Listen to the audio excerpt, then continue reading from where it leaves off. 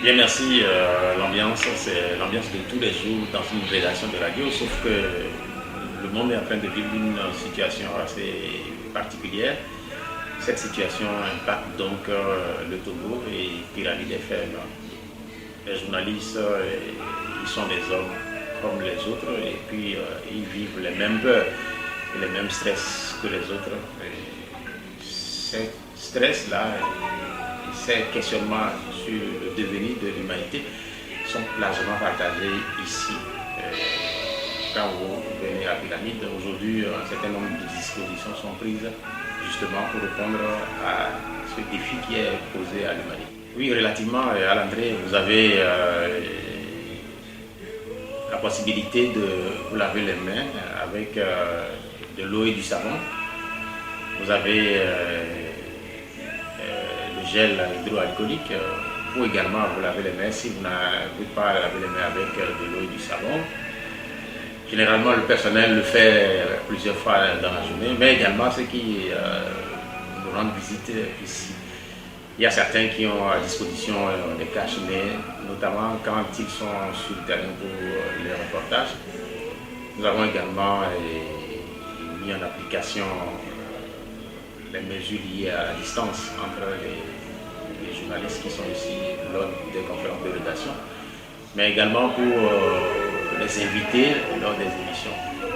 Ce qui fait qu'aujourd'hui, nous n'avons plus à inviter beaucoup d'invités pour une émission, deux invités pour pouvoir les disposer à ce qu'on ait au moins un écart d'au moins 1 mètre entre les invités et les journalistes.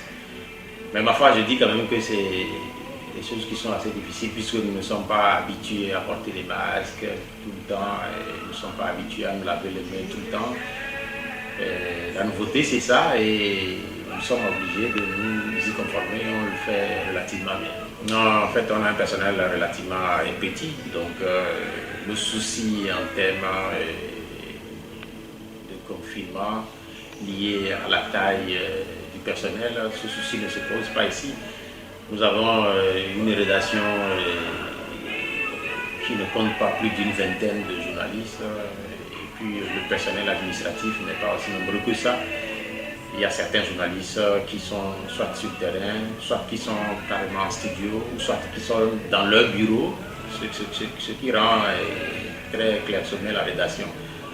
Alors, actuellement, moi je suis dans ce bureau, vous allez retrouver le rédacteur en chef dans son bureau, le chef de programme dans son bureau, et le technicien il est là seul à la cabine. Il y a deux journalistes qui sont à l'antenne, à la rédaction, vous n'en avez pas beaucoup, donc la question de la concentration, même cette question-là ne se pose pas.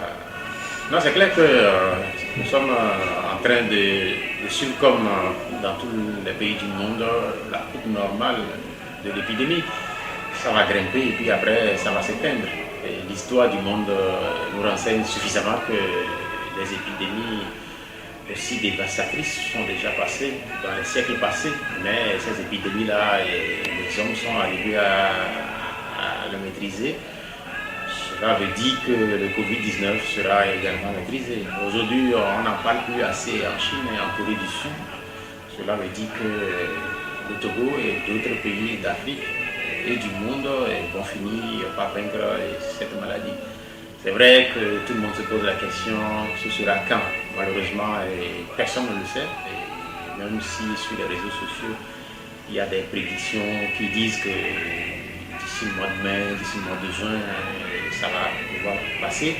Mais notre prière, c'est que ça puisse vite passer parce que, honnêtement, ça a bouleversé le quotidien des hommes et notamment d'une entreprise comme la nôtre. Non, les mesures du gouvernement sont les mesures du gouvernement. Je crois que à la taille aujourd'hui, je ne pense pas que le gouvernement pouvait faire plus.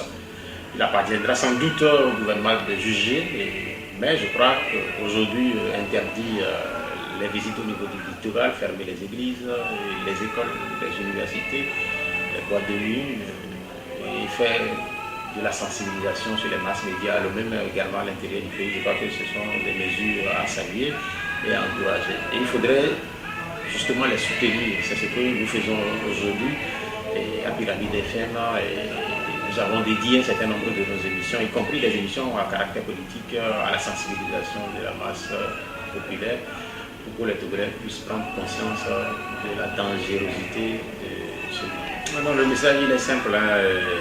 Le virus Covid-19, c'est une réalité.